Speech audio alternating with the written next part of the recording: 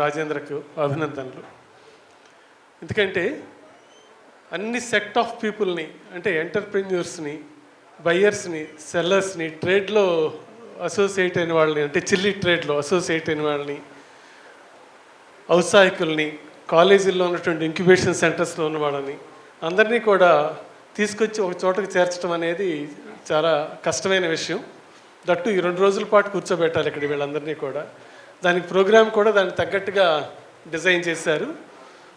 వారికి నా అభినందనలు.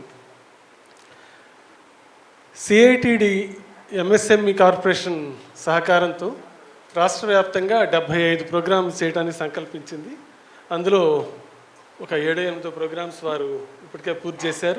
2 ప్రోగ్రామ్స్ లఘుద్యోగ భారతి బాధ్యత పడింది, విజయనగరం అండ్ విశాఖపట్నం. లఘుద్యోగ భారతి కూడా మీ అందరికీ తెలుసు, దేశవ్యాప్తంగా ఎంఎస్ఎంఈ ఇండస్ట్రీస్ కోసం పనిచేసేటువంటి ఏకైక సంస్థ. 75,000 మంది మెంబర్స్తో 700 జిల్లాల్లో పనిచేస్తుంది. కేంద్ర ప్రభుత్వంలోనూ దాదాపు ఒక 18-19 రాష్ట్ర ప్రభుత్వాల్లోనూ ఎంఎస్ఎంఈ గురించి నిర్ణయం తీసుకునే ప్రతి నిర్ణయం వెనకాల లఘు ఉద్యోగ భారతి ప్రముఖ పాత్ర పోషిస్తుంది. ఒక 20 సంవత్సరాల నాటు అప్పటికి ఎంఎస్ఎంఈ లేదు, స్మాల్ స్కేల్ ఇండస్ట్రీ ఉండేది. స్మాల్ స్కేల్ ఇండస్ట్రీలో ఉన్నటువంటి ఎన్నో డిఫికల్టీస్ని, కష్టాలని తొలగించడానికి ఈరోజు ఎన్నో వెసులుబాట్లు వచ్చినాయి.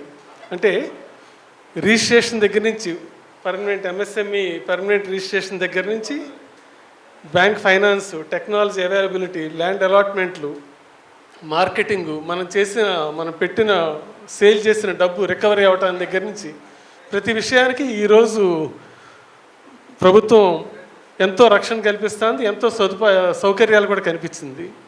వాటన్నిటి వెనక కూడా లఘు ఉద్యోగ భారతి ప్రముఖ పాత్ర పోషించింది.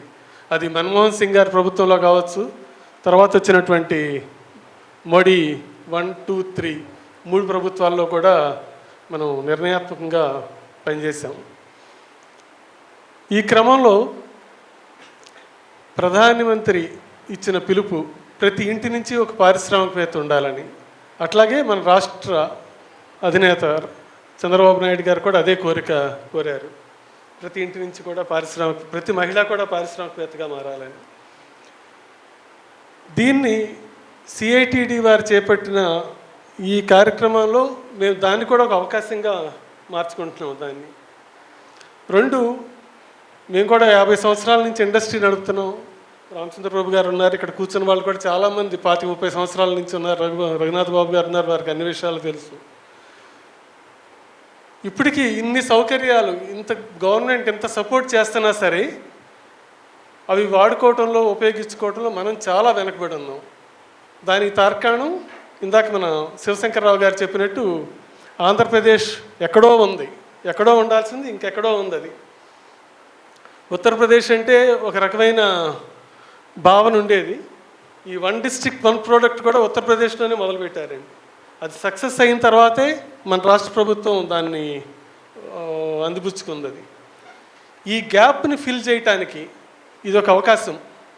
దాన్ని లఘు ఉద్యోగ భారతి తీసుకొని కొంచెం కష్టమైనా సరే ఈ 28 జిల్లాల్లో 1 కాదు 2, 3 సార్లు అయినా సరే ఈ ప్రోగ్రాం నడపడానికి ముందుకు వచ్చాం సార్.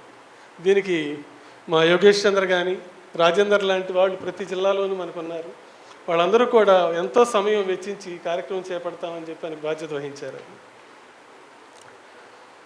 దీంట్లో సిఐటిడి అందరికీ తెలుసు, అంటే మెకానికల్ ఇంజనీరింగ్ తెలిసిన వాళ్ళందరికీ కూడా సిఐటిడి గురించి తెలుస్తుంది. ఇంజనీరింగ్ గ్రాడ్యుయేట్ అయిన ప్రతివాడు మెకానికల్ ఇంజనీర్ అక్కడి నుంచి ఒక డిప్లొమా కోర్సు, ఒక సర్టిఫికేట్ కోర్సు తీసుకోవడం అనేది ఒక ఆనవాయితీగా ఉండేది గత ఎన్నో సంవత్సరాల పాటు హైదరాబాద్లో.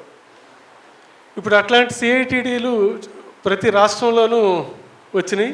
విశాఖపట్నంలో కూడా ఒకటి పెట్టారు, గుంటూరులో కూడా లాంగ్ ఫామ్లో రావాల్సింది. ల్యాండ్ అలాట్ అయ్యి అన్నీ అలాట్ అయిన తర్వాత దాన్ని తీసుకెళ్ళి కొప్పర్తిలోకి మార్చారు. మళ్ళీ గుంటూరులో తీసుకురావడానికి రాష్ట్ర ప్రభుత్వం ప్రయత్నం చేస్తుంది. లఘు ఉద్యోగ భారతి కూడా గుంటూరులో ఒక టెక్నాలజీ సెంటర్ తీసుకురావడానికి తన వంతు ప్రయత్నం తను చేస్తుంది. మొన్న నేను ఒక 6 నెలల క్రితం సెక్రటరీ ఎంఎస్ఎంఈని కలిశాను. ఈ ప్రపోజల్ ఏమైందని అడిగితే ఆయన గుంటూరులో పెట్టడానికి ప్రపోజల్ ఇన్ ప్రిన్సిపల్ క్లియర్ చేశామని చెప్పారు వారు. దానివల్ల ఏంటంటే ఒక 250 కోట్లతో మంచి బ్రహ్మాండమైన ఫెసిలిటీ ఇక్కడ వస్తుంది. సరే, ఇప్పుడు మన ఈ ప్రోగ్రాం గురించి వస్తే, విశాఖపట్నంలో ఫ్రోజన్ ప్రాన్ అక్కడ ఓడిఓపిలో ఉన్నటువంటి ప్రోడక్ట్, రెండోది హ్యాండీక్రాఫ్ట్స్.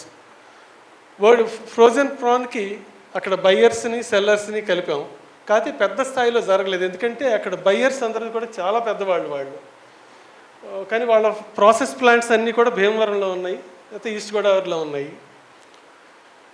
సెల్లర్స్ కూడా తక్కువ అక్కడ.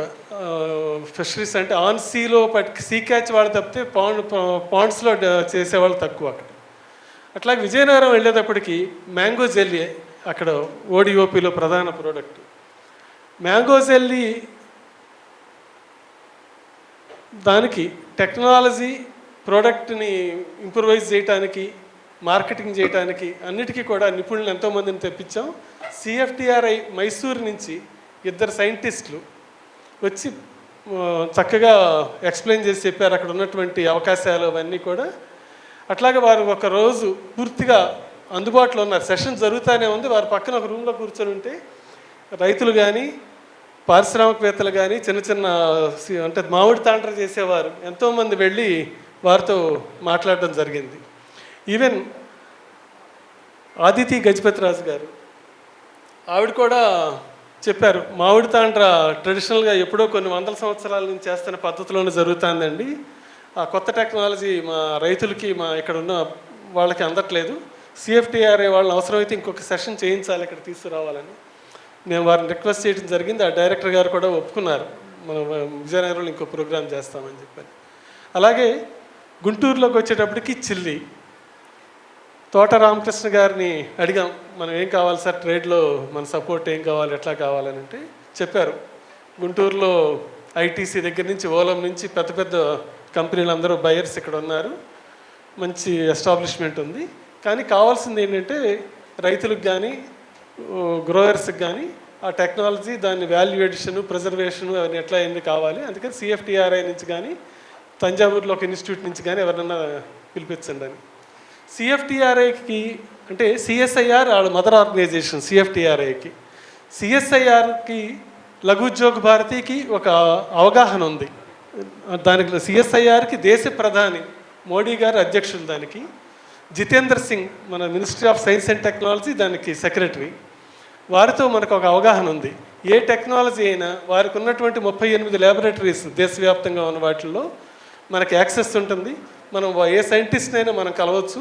అట్లాగే ఏ ల్యాబొరేటరీ అయినా సరే లఘు ఉద్యోగ భారత్ ద్వారా మనం వెళ్ళి సందర్శించవచ్చు. ఆ సైంటిస్టులు మనం పిలిపించుకొని మాట్లాడించుకోవచ్చు. సరే, అవకాశాన్ని సద్వినియోగం చేసుకుంటూ గుంటూరుకు కూడా సిఎఫ్టిఆర్ఐ నుంచి వచ్చారు అనిల్ కుమార్ గారు, మీరు ఒకసారి ప్లీజ్. అలాగే ఈ రేపు ఉదయం వారి సెషన్ ఈరోజు సాయంత్రం ఉంది, అందరూ కూడా చక్కగా వినియోగించుకోండి. అట్లాగే రేపు వారి సీనియర్ ప్రిన్సిపల్ సైంటిస్ట్ వారు వస్తున్నారు, వారి సెషన్ కూడా రేపు ఈవినింగ్ పెట్టాం. అందరూ కూడా ఇనాగరల్ సెషన్ అవ్వగానే సాధారణంగా మనకు ఆంధ్రాలో ఉన్న అలవాటు ఏంటంటే ఇనాగరల్ సెషన్ అయ్యి ఎమ్మెల్యే గారు వెళితే ఎమ్మెల్యే గారితో పాటు సగం మంది వెళ్ళిపోవటం, మధ్యాహ్నం భోజనాలు అయినా మిగతా సగం మంది కూడా వెళ్ళిపోవటం. అట్లా చేయకుండా అందరూ కూడా శ్రద్ధగా విని శ్రద్ధగా కూర్చొని ఈ చక్కటి అవకాశాన్ని సద్వినియోగం చేసుకోండి. అట్లాగే ఇండస్ట్రీస్ డిపార్ట్మెంట్ నుంచి, ఎంఎస్ఎంఈ నుంచి, సిడ్బీ నుంచి, ఎన్ఎస్ఐసి నుంచి, ఏదైతే స్మాల్ ఇండస్ట్రీకి రిలేటెడ్గా ఉన్నటువంటి అన్ని ప్రభుత్వ సంస్థల నుంచి కూడా అధికారులు వస్తున్నారు. అట్లాగే రామకృష్ణ గారి సహకారంతో రాజేంద్ర గారు కూడా ప్రయత్నం చేశారు. గుంటూరులో ఉన్నటువంటి ఈ ట్రేడ్ ఓలియో రిజన్స్ కానీ ఫర్దర్ ప్రాసెసింగ్ వాల్యుయేషన్ చేయడానికి మెషినరీ సప్లయర్స్ అందరూ వస్తున్నారు. శ్రద్ధగా అందరూ చక్కగా తెలుసుకుని ఈ అవకాశాన్ని సద్వినియోగం చేసుకోండి. మరొక్కసారి మీ అందరికీ ధన్యవాదాలు తెలుపుతున్నాను. నమస్కారం.